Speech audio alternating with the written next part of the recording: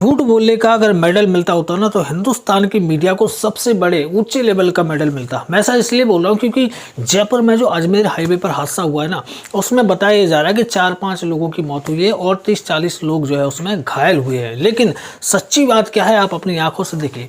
वो लोग जो पुलिस की मदद कर रहे थे लाशों को, कंकालों को बटोरने में, उनकी जुबानी सुनिए कि हुआ क्या है। धमाके हुए और एकदम से आग लग गई। आग लग के जैसे धुआं का गुब्बार उठा ना, वैसे उठा। इतने में गाड़ियां आपस में भिड़ती रही और लोग मतलब ये इस पोजीशन में आए कि जिनके तन पे कपड़े भी नहीं थे, किसी के जले हुए, किसी के क्या। 2-3 लोगों को तो मैंने खुद ने अपने हाथों से निकाल के एम्बुलेंस में शिफ्ट किया है। उसका वीडियो मेरे पास है। ज्यादा ही जली है साहब, 40 से ज्यादा तो गाड़ियां जल गई। और मेरा अनुमान जहां तक है कि कम से कम 40-50 लोग इसमें जल के खत्म हो गए।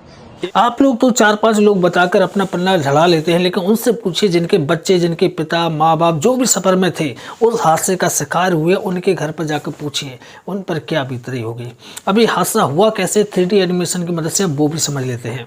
जयपुर अजमेर हाईवे पर जो हादसा हुआ, वो हादसा इतना खतरनाक था कि उसमें कई लोग जिंदा ही झुलस गए और उनकी लाशों तक का पता नहीं चला। इतना खतरनाक हादसा हुआ कैसे, हम 3D एनिमेशन की मदद से समझने की कोशिश करते हैं।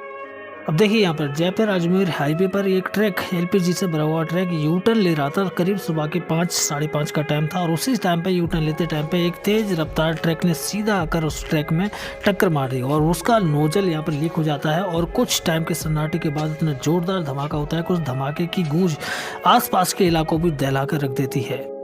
और उसी भयंकर आग की चपेट में आसपास के बाइक सवार, गाड़ी सवार, बस सवार, ऐसी 40 से ज़्यादा गाड़ियां बताई जा रही हैं कि जो कि उस आग में झुलस कर राख हो गए हैं। और उनके अंदर बैठे हुए मौजूद जितने भी सवारी थे या फिर ड्राइवर्स थे, उनके भी कंकाल ही बरामद किए गए हैं।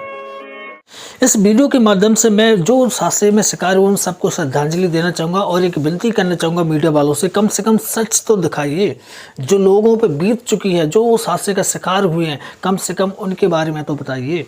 बाकी आप सबसे कहना इतना सा चाहूँगा कि इस वीडियो को ज़्यादा से ज़्यादा शेयर करिए, ज़्यादा से ज़्यादा फैलाइए, ताकि जो चीज़ अभी तक छुपाई गई है वो सभी लोगों के सामने आ सके।